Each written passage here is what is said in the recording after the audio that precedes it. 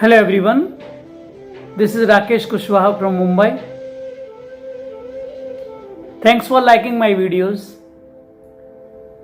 कई व्यूअर्स के फ़ोन आए, सर काफ़ी टाइम से आपने कोई वर्कशॉप नहीं किया.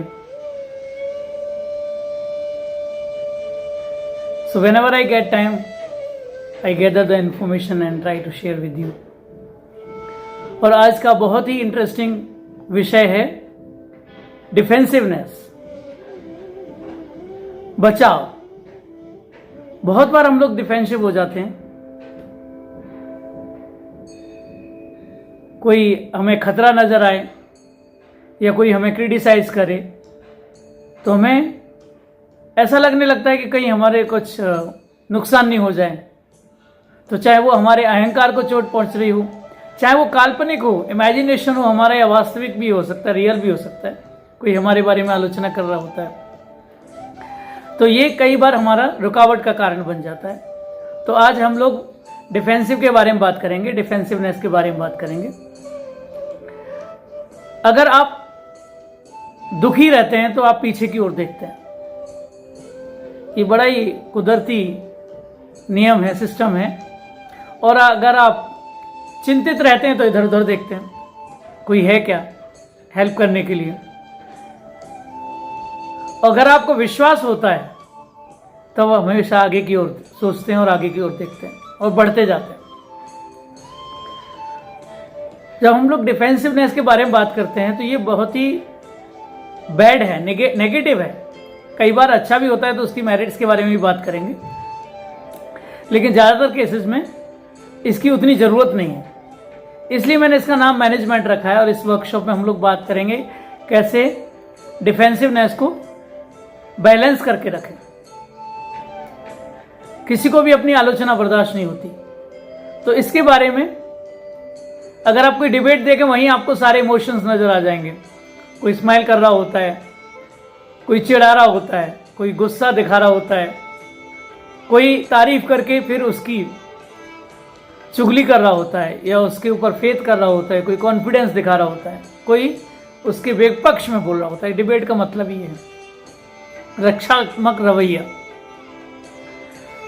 आपके खुद का बचाव, आपकी पार्टी का बचाव, आपके फैमिली का बचाव, आपकी कम्युनिटी का बचाव, आपकी जाति का बचाव, देश का बचाव.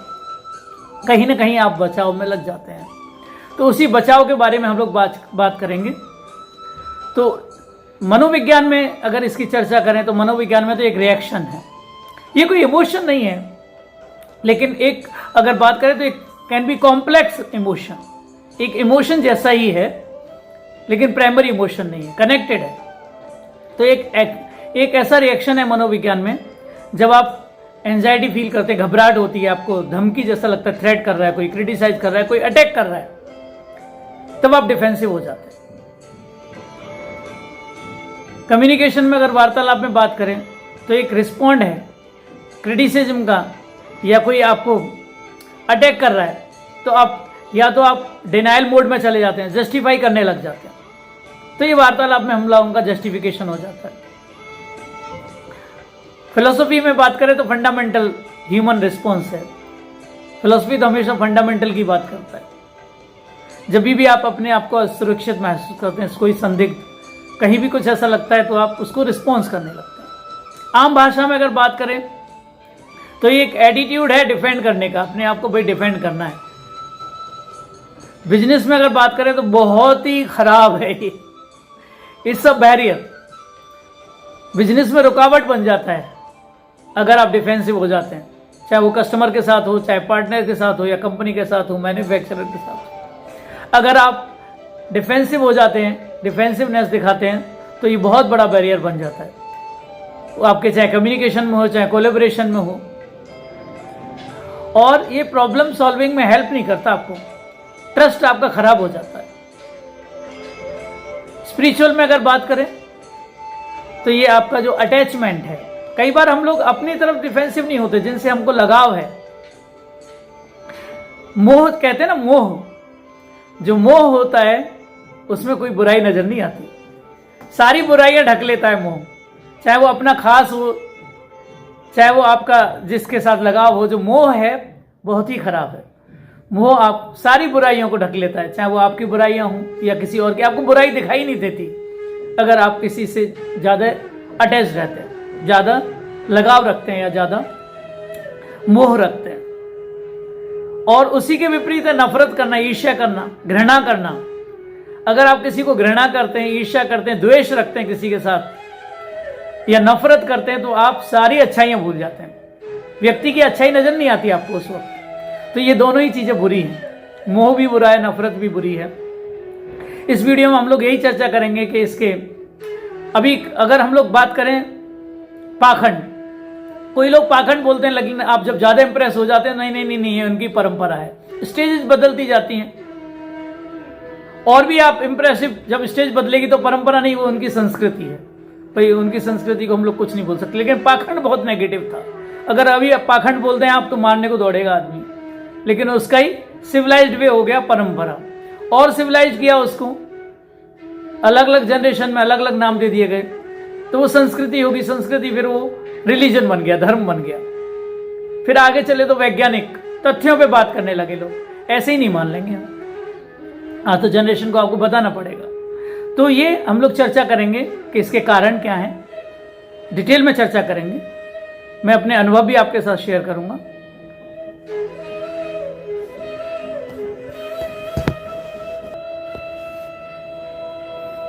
अच्छा, कुछ लोग डिफेंसिवनेस का कारण ही नहीं बनने देते, कुछ बोलते ही नहीं। ऐसे भी लोग होते हैं समाज में। आपने भी बहुत लोगों को देखा होगा कि नहीं नहीं मुझे बोलना ही नहीं है।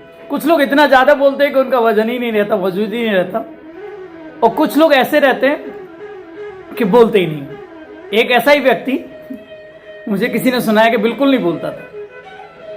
अभी बिल्कुल नहीं बोलता था, कहीं भी बहुत कोशिश की, तो एक जगह लोगों ने ऐसी मंत्रणा की, ऐसा सोचा, ऐसे सलाह की और एक ऐसा प्लान बनाया, योजना बनाई कि इससे बुलवाना है।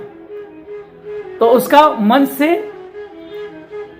उसका नाम अनाउंस कर दिया, घोषणा कर दी उसके नाम की। मेरे साथ भी कई बार हो गया, लोग बताते नहीं हैं और मेरा नाम अनाउंस कर देते हैं, फिर बोलना पड़ता है कुछ भी। अब इस व्यक्ति को बोल दिया। खैर मैं तो अपने आप को कुछ अप्रिशिएट नहीं करता हूं, लेकिन इजी टू स्पीक हो जाता है मेरे लिए। तो मुझे बहुत शौक है बोलने का, अपनी अपनी हॉबी।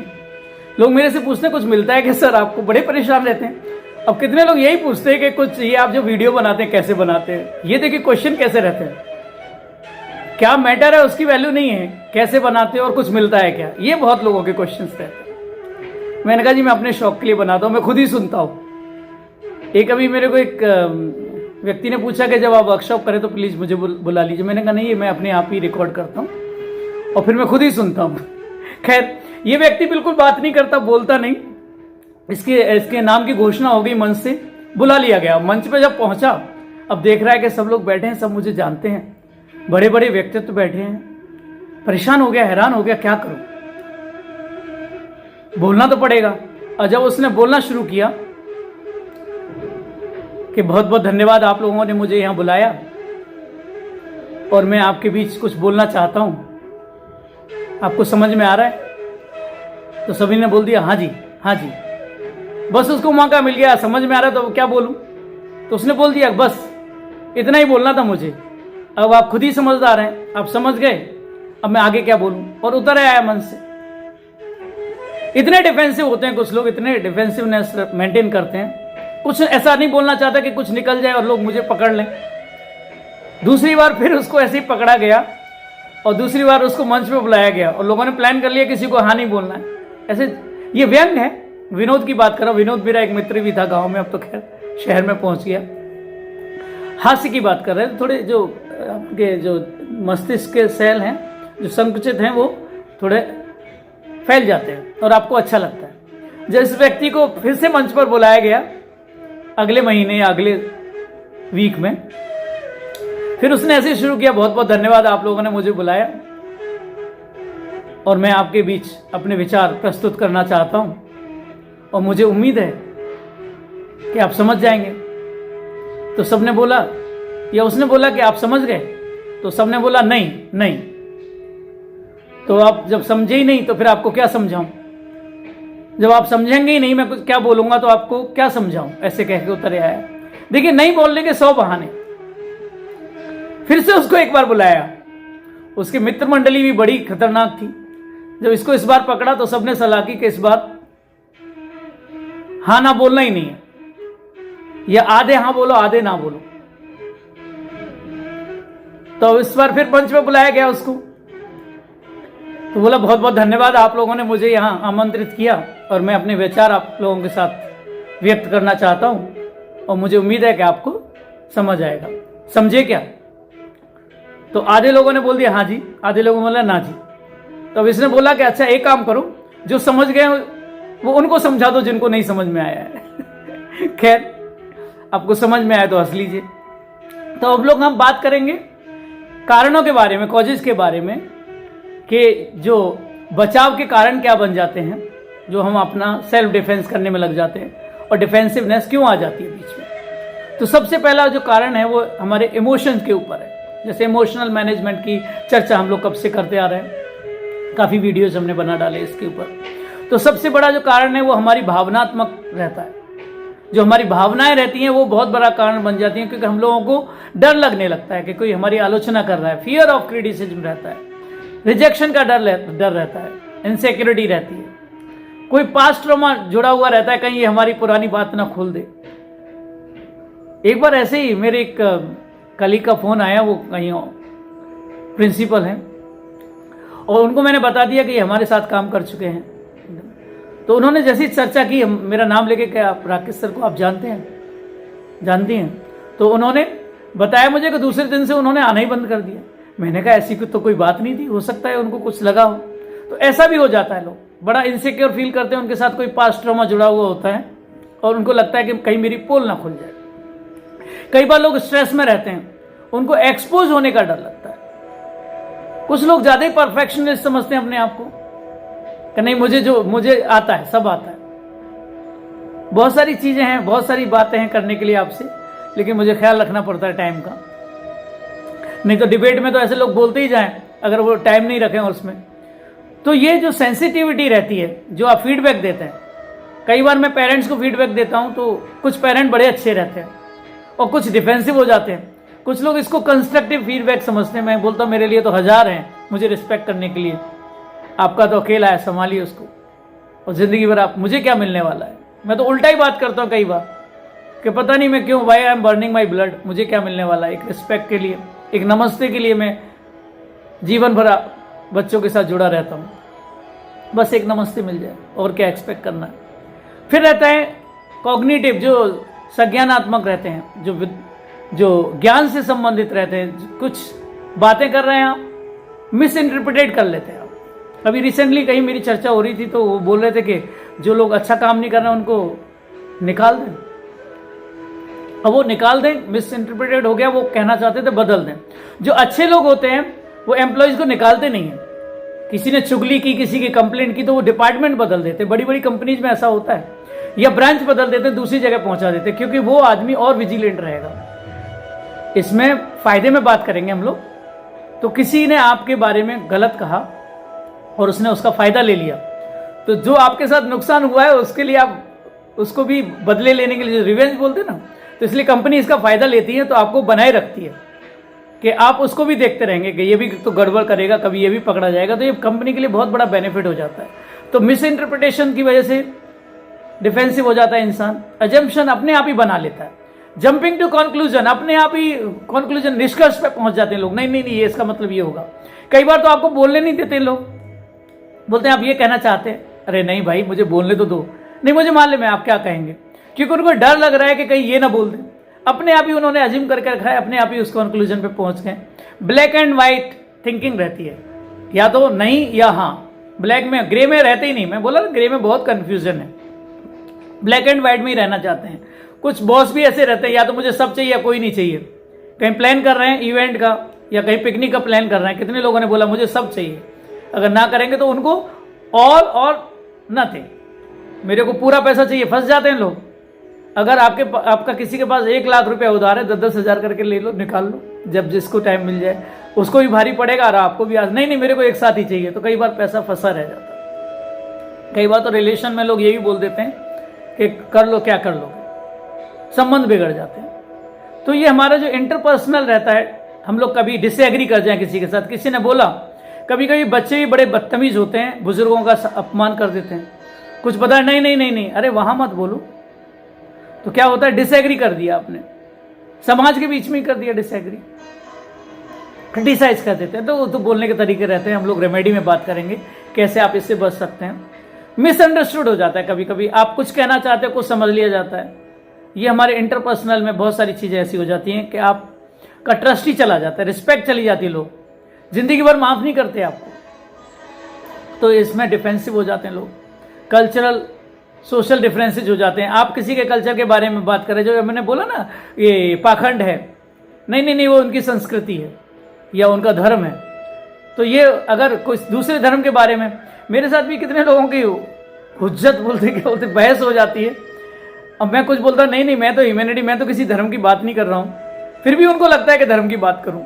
कभी मैं उदाहरण भी ले लेता हूँ रामायण महाभारत से, तो भी कुछ लोगों को अच्छा नहीं लगता। मैं बोलता हूँ, कई बार जब मैं पढ़ाता हूँ तो मैं बोलता हूँ बच्चों को, अगर मैं 1 के बाद 12th सम कर रहा हूँ तो बोला 1 को डिलीट कर दो, इसको 2 मान के चलो। ये हमारा सब मेंटल है। Similar sum can be ahead also, 30 sum जो है 31वां सम भी तीसरे सम की तरह हो सकता है, लेकिन साइकोलॉजिकल लोगों के दिमाग में ऐसा बैठ जाता है, अरे बाप रे इतने 20 सम कैसे होंगे।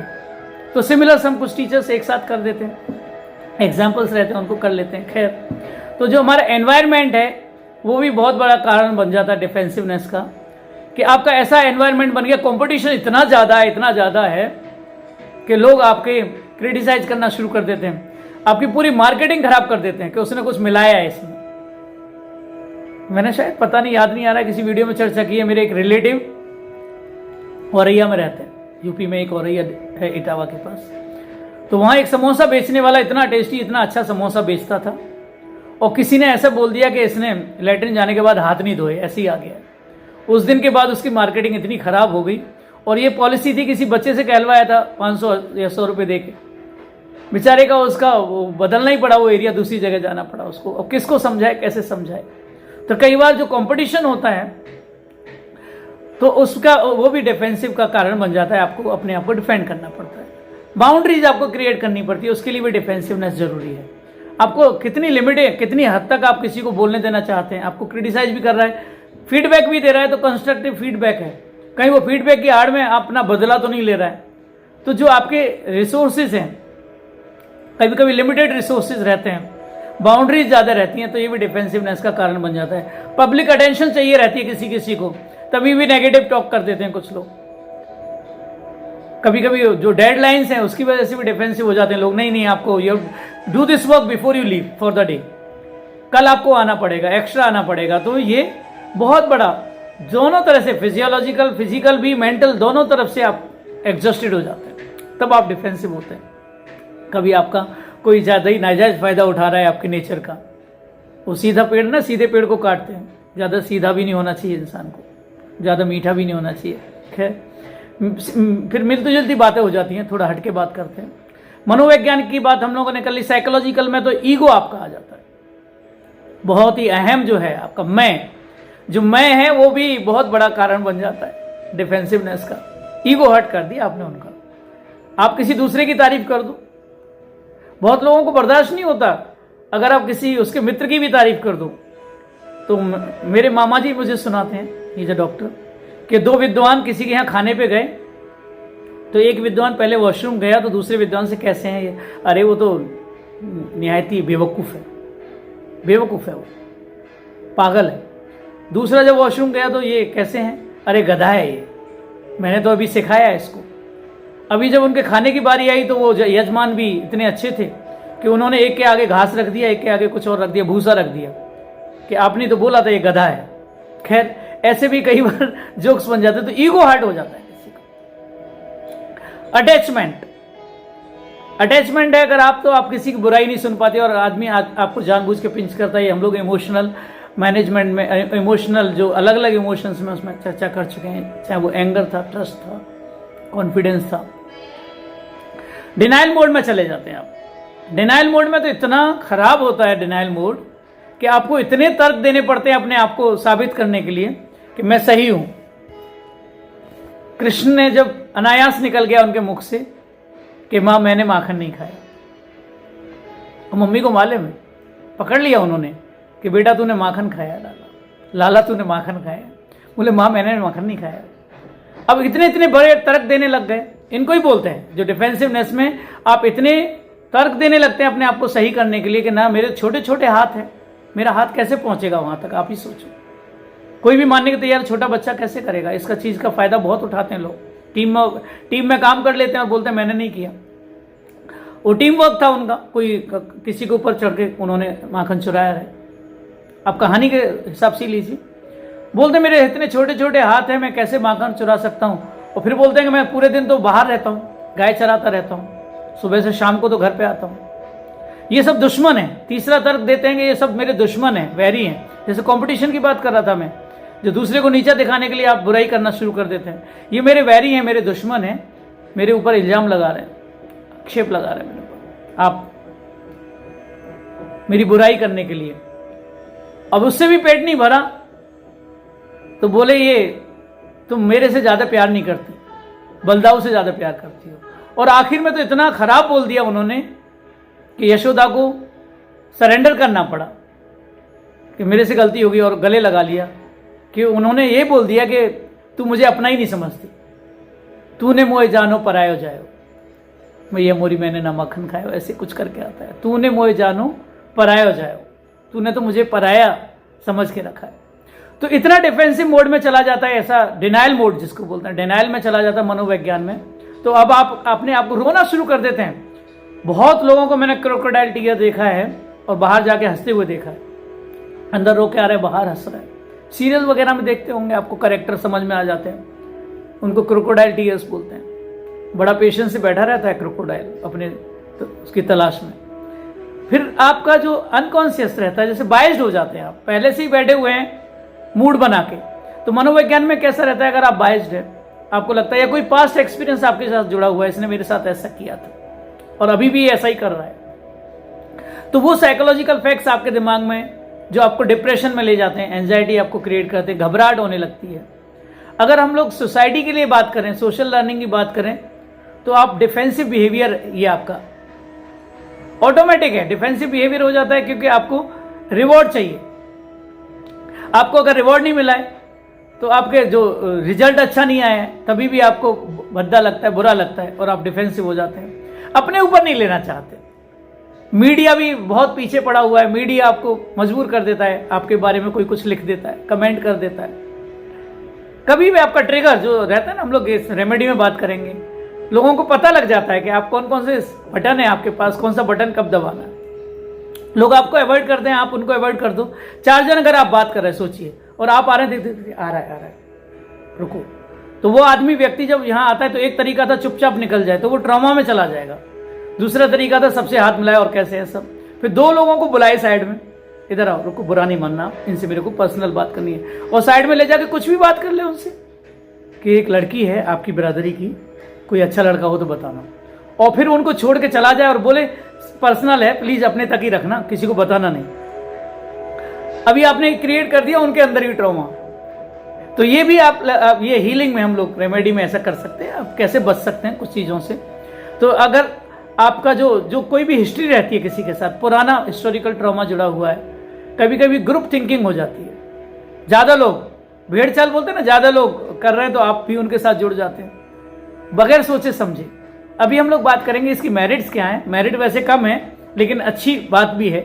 मैं भी कभी कभी डिफेंसिव हो जाता हूँ जब मुझे डोंकी वर्क कराया जाता है। मुझे मालूम है कि मैं ये काम के लिए नहीं बना हूँ। एक ही चीज़ को मेरे को बार बार कोई बोले करने के लिए कि नहीं नहीं एक बार और चेक करो, कि भाई अभी तू चेक कर ले, मेरे से नहीं होगा। तो अभी हम लोग इसके मेरिट्स के बारे में बात करें।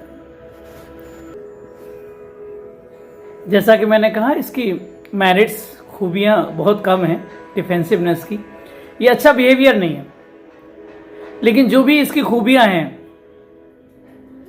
वो अच्छी हैं। रक्षात्मक, जो प्रोटेक्टिव फील करते हैं लोग अपने आप को इसके फायदे में, अब अपने आप को डिफेंड ही नहीं कर पा रहे तो क्या मतलब है, आपके अस्तित्व ही जा रहा है। तो जो सेल्फ प्रोटेक्शन है, सबसे पहला जो फायदा है इसका सेल्फ प्रोटेक्शन का है। कोई और नहीं आपके बचाव में खड़ा होगा। आपको ही अपना बचाव करना है। कोई एलिगेशन लगा रहा है आपके ऊपर, आप चुपचाप बैठे, क्यों बैठे हैं चुपचाप? आपको बताना तो पड़ेगा उसके बारे में, या उसके कुछ कोई आदमी इतना बोले जा रहा है और आप कुछ नहीं बोल रहे हैं, तो ये भी अच्छा नहीं है कई बार कि आप अपना सेल्फ प्रोटेक्शन भी नहीं कर रहे। उसकी बाउंड्री सेट करके रखो आप, यहाँ तक जितनी हद है। आपका जो प्रिजर्वेशन है, जो आइडेंटिटी है अपनी, मेरी आइडेंटिटी पे ही क्वेश्चन मार्क आ रहा है तो मेरा धिक्कार है मेरे ऊपर। मैं इतना सुन के कैसे ले रहा हूँ? कुछ लोग मजबूरी में पड़े रहते हैं और मजबूरी का फायदा बहुत उठाया जाता है। ऐसे लोग जो बेरोजगार हैं उनसे और लोग नेगोशिएट करते हैं। जो लोग कहीं काम कर रहे होते हैं और आप तब जॉब के लिए ट्राई करते हैं तो आप ज़्यादा ही डिमांड करेंगे, मेरे को ऑलरेडी इतना मिल रहा है तो मेरे को इससे ज़्यादा ही चाहिए।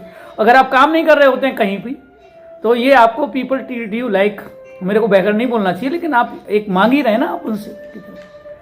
और जब आप कहीं काम कर रहे होते हैं डिमांड करते हैं आप। तो ये होता है कि अगर कहीं आपको काम मिल जाता है, पहले आप काम करना शुरू कर दो, सीखो वहाँ, फिर आप इंटरव्यू के लिए ट्राई करो। लेकिन कभी भी इंटरव्यू के लिए ट्राई कर रहे हैं, फ्रेशर्स तो रहते हैं, फ्रेशर इसलिए कहीं कहीं बड़ी कंपनीज में काम करने के लिए तैयार हो जाते हैं कि सीखने को मिलेगा। बड़ी कंपनीज में सीखने को नहीं मिलता, सॉरी, पैसा ज़्यादा मिलता है। छोटी कंपनी ज्वाइन कर लेते हैं, एक एब्सेंट रहा तो उसका भी काम करना है, तो वहाँ काम करने के लिए ज़्यादा मिलता है। मैं किसी को क्रिटिसाइज नहीं करता। कुछ रहता है मोटिवेशनल, जो मोटिवेशनल फायदे हैं जिनसे हमको प्रेरणा मिलती है, प्रेरक जो रहते हैं कि आपको अपने ऊपर रिफ्लेक्ट करने को टाइम मिलता है। मैं वेयर आई वेंट रहा हूँ, मैं भी बहुत रिफ्लेक्ट करता हूँ, ऐसा कैसे हो गया, उसका रिएक्शन ऐसा क्यों आया, तो रिफ्लेक्ट करके आप इम्प्रूव करो।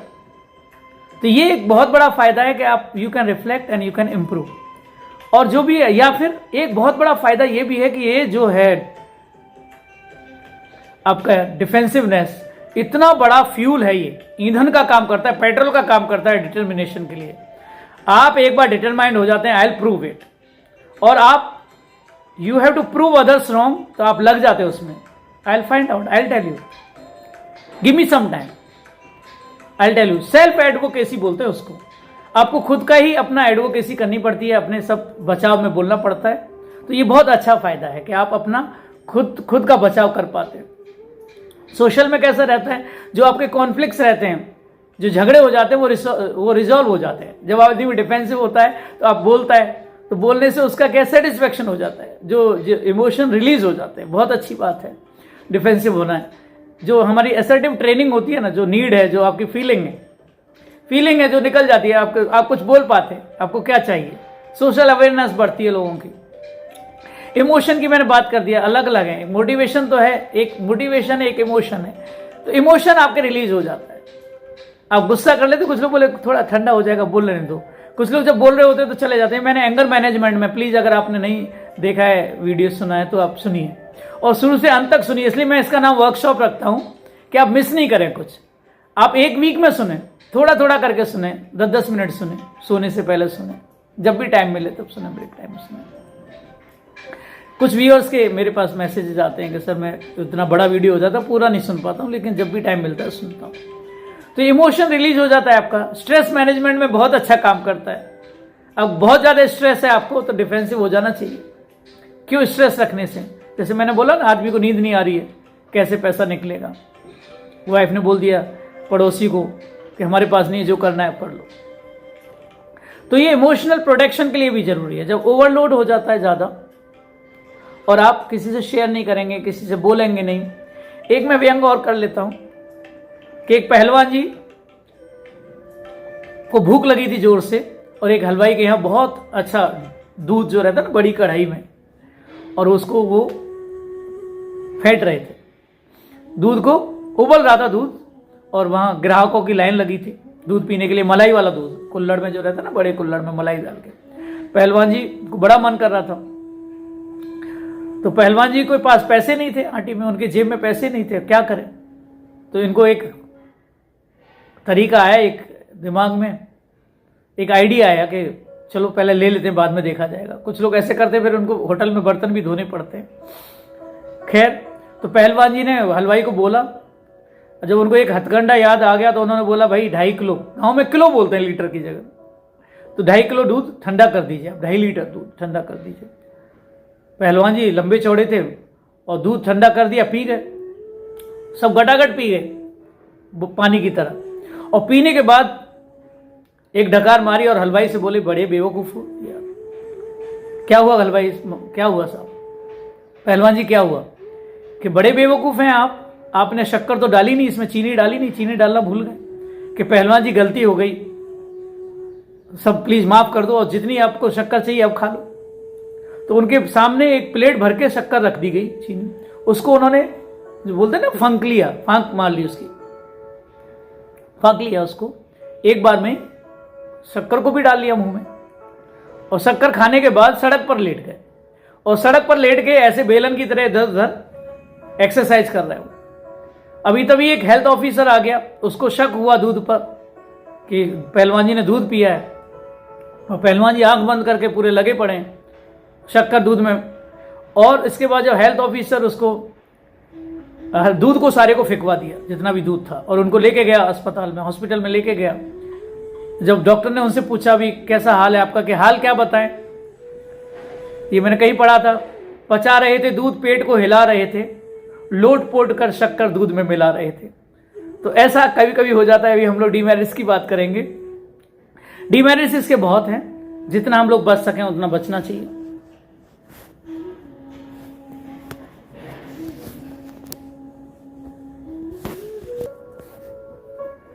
जीवन में मुस्कुराना, हंसना बहुत जरूरी है।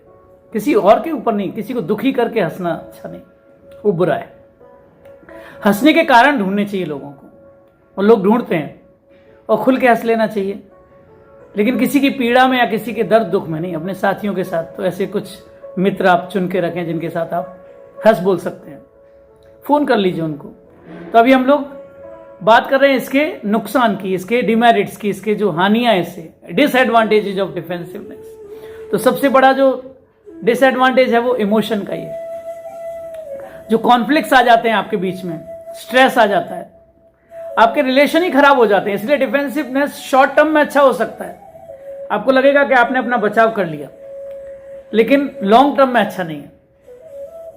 कितने रिश्ते खराब हो जाते हैं, जीवन भर लोग एक दूसरे से बात नहीं करते, जो एक ब्लॉक आ जाता है।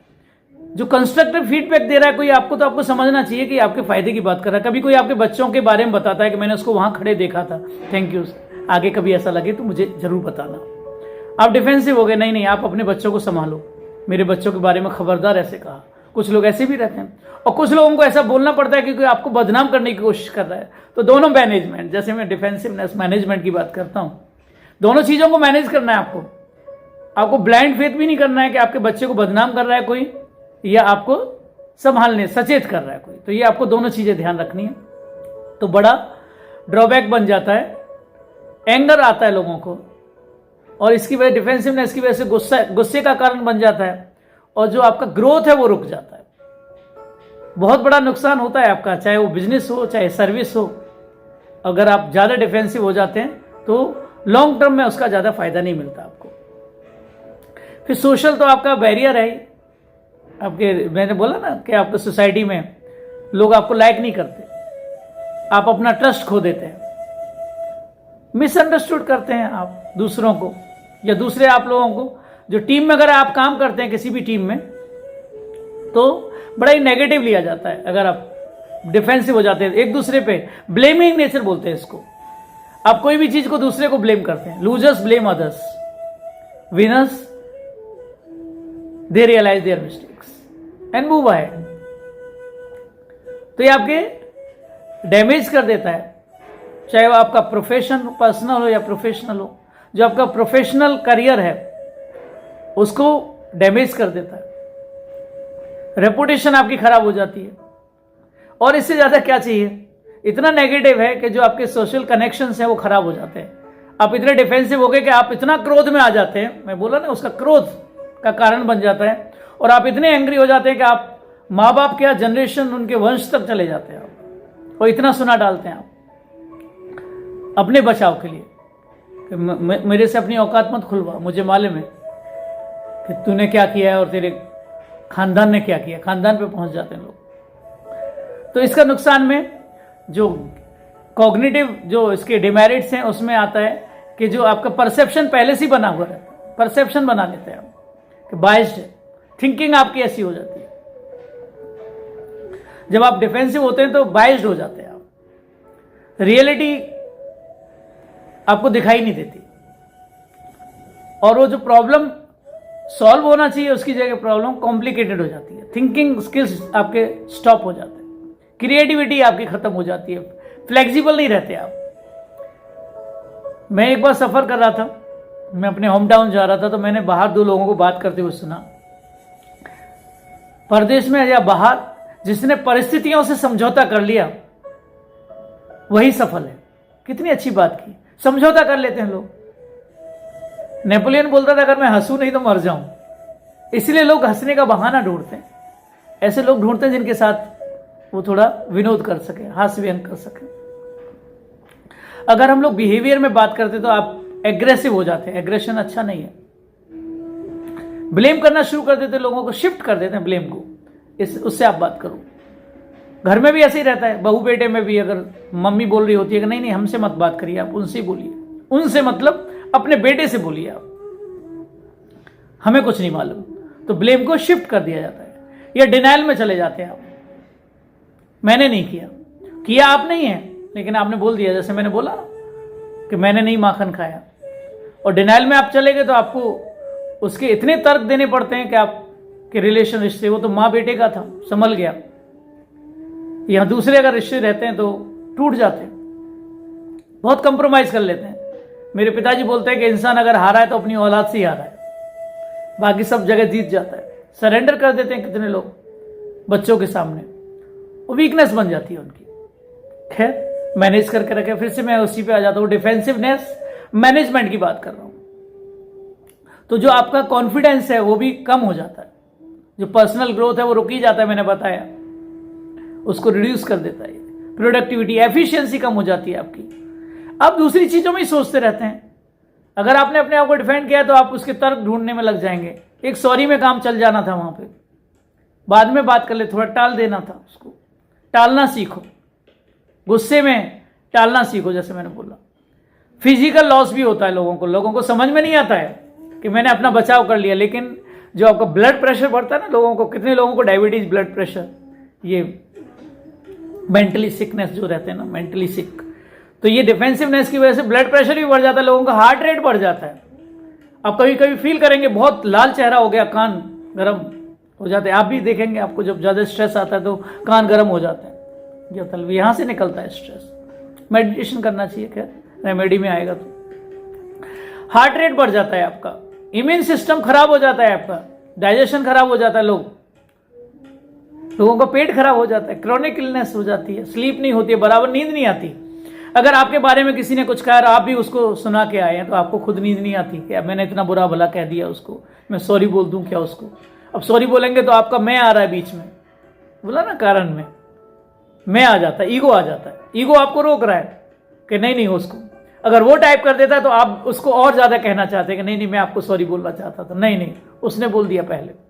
अब कौन पहल करता है इसमें भी रह जाते हैं, ये भी आपके रेमेडी में ही आएगा। तो आपका नींद नहीं, आपकी मसल पेन भी होने लगते हैं लोगों को, तो वेलबींग लॉस हो जाता है लोगों को। ध्यान रखिए, आप मैनेज करिए इसको। मेरी बातें लोगों को किताबी लगती हैं, लेकिन मैं आपको कोशिश करता हूं अनुभवी बातें बताने की, जो मैंने सुनी है, पढ़ी है, या देखी है, या फील किया है, मैंने महसूस किया है। मेंटल हेल्थ के लिए अच्छा नहीं है, आर्गुमेंट्स होते हैं, रिलेशनशिप खराब हो जाती है, रेपुटेशन खराब हो जाती है, किसी का स्वभाव भी बन जाता है। जैसे मैंने बोला ना, किसी का स्वभाव था वो नहीं बोलने का। एक बच्चे का स्वभाव था, काफी पुरानी बात है, अब सही है कि गलत, उसको जब रात को लौटता था, किराए पे रहता था, ये मेरे होम टाउन की, जब मैं कॉलेज में था तब की जोक है, तो वो जूता फेंकता था, उतार के बेड पे बैठता था, बेड पे पैर नहीं बैठता था, पैर नीचे लटका के जूता उतार के ऐसे कोने में मारता था, फेंकता था जोर से। और रात में कभी कभी लाइब्रेरी से लेट आता था, 12 बज जाता था, मेरी लाइब्रेरी तो 2 बजे तक खुलती थी, अभी 24 आवर्स खुलती है, हमारे टाइम पे शुरू हो गई थी। तो रात में पढ़ के आता था, कभी 12 बजे आ रहा है, कभी 2 बजे आ रहा है, तो वो जूता उतारता था, ऐसी कोने में फेंक के मारता था। मालिक सुबह लड़ने आता था उससे, मालिक ने बोला कि अभी आप रूम खाली कर दो, हमारी नींद खराब हो जाती है। तो उसने बोला कि बाबूजी मुझे टाइम दो, टाइम नहीं दो मुझे, कल से मैं ऐसा नहीं होगा। अब कल आया तो आदत तो बनी हुई थी, ये जितनी भी आदतें हैं आपकी, इसमें टाइम लगता है। मैं बोल देता हूं आपको ट्रस्ट मैनेजमेंट, एंगर मैनेजमेंट, लेकिन इट टेक्स टाइम। तो वो दूसरे जन जब लौटा रात को तो उसको याद ही नहीं रहा क्योंकि हैबिट में है, तो दोनों जूते फेंक दिए। फिर मालिक आया लड़ने के लिए, बोला बाबूजी अगर मैंने जूता कल फेंका तो अब मैं सामान खुद ही खाली कर दूंगा। खैर एक लास्ट वार्निंग उसको देके छोड़ दिया गया। अब ये आता है लाइब्रेरी से, रात के 2 बज रहे हैं और सब लोग बड़ी गहरी नींद में सो रहे हैं। ये आया, इसने अपना जूते उतारे, पहला जूता उतारा और जोर से फेंक दिया। डर गया कि आदत बनी हुई है। दूसरा जूता धीरे धीरे उतारा और धीरे धीरे कोने में रखने गया बेचारा। सुबह मालिक आया, निकाल सामान, बाहर फेंकना शुरू कर दिया। बोले बाबूजी क्या हुआ कि तूने फिर वही हरकत की? कि नहीं बाबूजी, मैंने एक जूता फेंका था और दूसरा मैंने बड़े धीरे धीरे, इसीलिए तो मैं और निकाल रहा हूं तेरे को, कि हम पूरी रात नहीं सोए, यही सोचते रहे कि दूसरा जूता तू कब फेंकेगा। अगर समझ में आए तो हंस लीजिए। अभी हम लोग लास्ट बात करेंगे इसकी रेमेडीज की। थोड़ा पेशेंस रखो और इसको टुकड़े टुकड़े में भी सुन सकते हैं, पॉज नहीं होता। मेरे साथ दिक्कत क्या है कि मुझे इंफॉर्मेशन भी देनी है आपको और अपने अनुभव भी शेयर करने, तो दोनों का कॉम्बिनेशन बना के रखना पड़ता है। इसलिए मैं बोलता हूं अगर आपको पसंद आए तो लाइक करिएगा, कमेंट भी लिख दिया करिए कभी कभी। तो हम लोग इसकी फाइनल स्टेज में आ गए रेमेडीज की। जैसे सारे वीडियोज में चर्चा करते हैं कि आखिर में एक रेमेडी क्या दे सकते हैं आप, कैसे इससे बचा जाए। तो सबसे पहले तो आप अपने आप को जो सेल्फ रिफ्लेक्शन, सबसे बड़ा जो रेमेडी है वही है। आप खुद ही इसको कर सकते हैं। जो सबसे बड़ा इलाज होता है वो सेल्फ से ही होता है। सेल्फ रिफ्लेक्शन आप करें कि मैं कहाँ गलत गया। आपने जितने भी ट्रिगर्स हैं उनको आइडेंटिफाई करें कि मैंने ऐसा बोला था, तभी वो आदमी ऐसे बोलने लगा, या उसने ऐसा बोला तब मेरे को ऐसा रिएक्शन देना पड़ा। तो आपके ट्रिगर्स रहते हैं। कभी कभी कोई आपको कुछ चिढ़ा देता है किसी नाम से, बहुत बार ऐसा होता है, और आपको कैसे उनसे निपटना है ये आपको ढूंढना पड़ेगा। सेल्फ अवेयरनेस आपको होना चाहिए। माइंडफुलनेस की तो मैं हर एक में चर्चा करता हूँ। प्रेजेंट में जियो, आप भूल जाओ पुरानी बातें, और जो फीडबैक है आपका, जो कंस्ट्रक्टिव फीडबैक है, उसको पूछ लो किसी से कि आपको कहीं बुरा लगा हो तो मुझे माफ करना। बोल देते हैं लोग कितनी बार कि आई में बी रॉन्ग। कई बार लोग स्टेटमेंट ही ऐसा शुरू करते हैं कि I may be 100% wrong but I feel so, correct me if I am wrong. ऐसे भी स्टेटमेंट यूज करते हैं लोग। तो रेमेडी में आप ऐसे अटैक करने की जगह, अटैकिंग स्टेटमेंट की जगह आप ऐसा बोल सकते हैं, आई may be wrong but I personally feel, किसी और की भी नहीं, आई पर्सनली फील। और कम्युनिकेशन में आप ध्यान रख सकते हैं, जब आप किसी से कम्युनिकेट करते हैं, वार्तालाप करते हैं, तो एक्टिव लिसनर बनो। एक्टिव लिसनिंग से क्या होता है कि आप हर चीज को माइन्यूटली समझ पाते हैं, क्या बोलना चाह रहा है इंसान। क्लैरिफाई कर लो अगर कि आपने ऐसा ही कहा क्या। कई बार तो लोग अपने आप ही अजम्पशंस लगा लेते हैं। यूज करो, आई यूज करो कि am I right, am I wrong, I believe. जितना आप आई यूज करेंगे विदाउट ब्लेमिंग अदर्स, आपने अपने आप ले लिया कि I am sorry on behalf of my team. कई बार बॉस भी ऐसे बोल देता है कि आई टेक द ब्लेम। तो लोग इसको बड़प्पन समझते हैं। ये छोटे नहीं हो जाते आप अपने ऊपर ब्लेम लेने में। आस्क क्वेश्चन, जितने आप क्वेश्चन पूछ सकते हैं। रिपीट करो, रिपीट बैक कि अभी तक हमने ये बातें की हैं, एम आई राइट, हम लोगों ने डिस्कशन में ये लिया है, मैंने ऐसे सुना है, अगर मैंने गलत सुना है तो आप मेरे को बताओ। अभी तक जो हमने बातें की है तो आप रिपीट कर दो, तो ये आप बच सकते हैं डिफेंसिवनेस से, अगर आप रिपीट कर दो, क्योंकि आपने हो सकता है कुछ गलत सुना हो। इमोशनल जो रेगुलेशंस में बात करेंगे, आप पॉज ले लो। कितने लोग तो डिबेट में भी मैंने देखा है, जब उनके पास सवाल का जवाब नहीं होता स्माइल कर लेते हैं और फिर अपनी बात करते हैं कि मैं पहले अपना बोल लूं फिर आपका सवाल दूंगा। उतने में टाइम चला जाता है, 30 सेकंड 45 सेकंड तो उनको मिलते ही है। तो टेक पॉज, एक डीप ब्रीथ ले लूं। एक्सरसाइज तो मैंने योगा सब में बात करता ही हूं, ये सब चीज़ों के लिए बहुत ज़रूरी है। कितने लोग बोलते हैं कि सर आप कैसे कंट्रोल करते हैं अपने इमोशंस को, योगा करते हैं क्या? मैंने कहा आप जो भी समझो, मुझे रिजल्ट्स मालूम, मैं रिजल्ट का सोच कर चलता हूँ। वर्स्ट रिजल्ट का सोच के चलता हूं मैं, वर्स्ट से वर्स्ट क्या होगा। प्रेजेंट में जियो। अगर आपको सपोर्ट है चाहिए तो आप सीक फॉर सपोर्ट आप ले लो, किसी एक्सपर्ट से बात कर लो, ज्ञानवर्धक बातें रहेंगी तो उसमें क्वेश्चंस पूछ लो, जो नेगेटिव थॉट्स हैं उस पर जरूर पूछो, क्वेश्चन योरसेल्फ, जो नेगेटिव थॉट आ रहा है क्यों आ रहा है, उसका अल्टरनेटिव ढूंढो, दूसरा कोई व्यू पॉइंट ले लो, ग्रेटिट्यूड का नेचर बनाओ, थैंकफुलनेस जिसको बोलते हैं, थैंक यू वेरी मच, आपने मुझे बचा लिया, आप नहीं होती तो पता नहीं क्या हो जाता, आदमी फूल गया, अच्छा हो गया, ठीक है, मोमेंट्री, आपने किसी को खुश कर दिया, बाद में आप बैलेंस कर लो, मैनेज कर लो, लेकिन ग्रेटिट्यूड दिखाओ, उसको बोलो कि आपने बहुत अच्छा प्रस्तुति की, आपने, किसी को तारीफ करने में क्या जाता है, और आप बोलते कि यहां आप गलत थे। कुछ लोगों का एटीट्यूड इतना रहता है कि नहीं मुझे मालूम है आपने कहां गलती की, आपने दुश्मनी मोल ले ली। खैर, तो ये आपका जो ब्यूटी ग्रेटिट्यूड का नेचर रहता है, एड्रेस करो इश्यू को कंस्ट्रक्टिवली, कुछ आपको बोलना है तो ऐसे करके बोलो, इससे आपका क्या होगा, ग्रोथ अपॉर्चुनिटीज मिलती है। लर्न फ्रॉम योर मिस्टेक, कुछ भी मिस्टेक हुई है उसको अपॉर्चुनिटी मान के चलो, और कोई भी आपको कुछ आइडिया प्रस्तुत करना है, प्रेजेंट करना है तो उसको बड़े ही पॉलिश्ड वे में करो, शुगर कोटेड जिसको बोलते हैं ना, कि मैंने सुना है ऐसा, चर्चा ऐसी हो रही है, tell me if I am wrong, या कुछ ऐसा है क्या। ट्रांसपेरेंसी मेंटेन करो। अगर आपके जो इंटरपर्सनल रिलेशन में एम्पैथाइज होना जरूरी है, एम्पैथी रखो।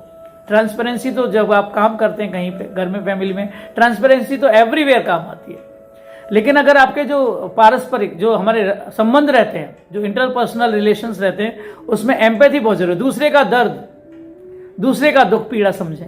अपोलोजाइज करने में कोई नुकसान नहीं है, अगर गलती है तो आप अपोलोजाइज कर लें कि भाई मेरी गलती है, तो आप छोटे नहीं हो जाएंगे, बाउंड्रीज बना लो। कई बार बड़े लोग भी बोलते हैं कि माई मिस्टेक, आई अपोलोजाइज। अपनी नीड फीलिंग को एक्सप्रेस करो, जो आपके पास किसी ने पहले बताया हुआ था, कोई शेयर किया हुआ है आपके साथ में, आप याद लाओ, आपको याद है आपने एक बार मेरे को ऐसे बोला था, बड़ा खुश हो जाता है। तो ये आप सेल्फ डिफेंस से बच सकते हैं कि आपने भी एक बार किया हुआ है, आपको याद है, और आपने मुझे मोटिवेट किया था, कुछ अच्छी बातें कर लो।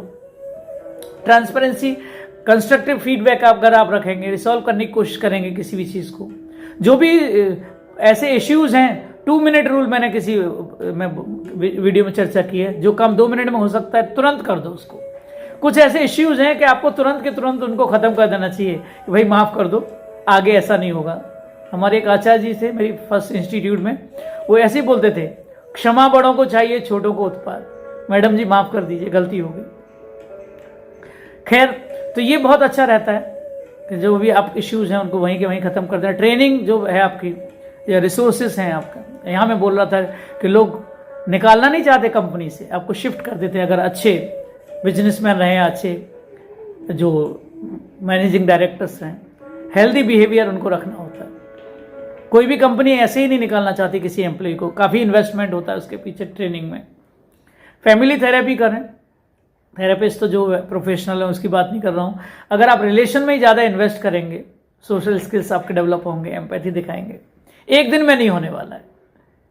जितनी भी ये जो डिफेंसिवनेस से ओवरकमिंग है वो इट विल टेक टाइम, आपको एफर्ट और प्रैक्टिस लगाना पड़ेगा। Thank you very much. If you like the video please share with your contacts. If you have not subscribe my channel, subscribe. ये मैं वीडियोज अपने लिए बनाता हूँ, अगर आपको पसंद आते हैं। बहुत बहुत धन्यवाद, बहुत बहुत शुक्रिया। May God bless you.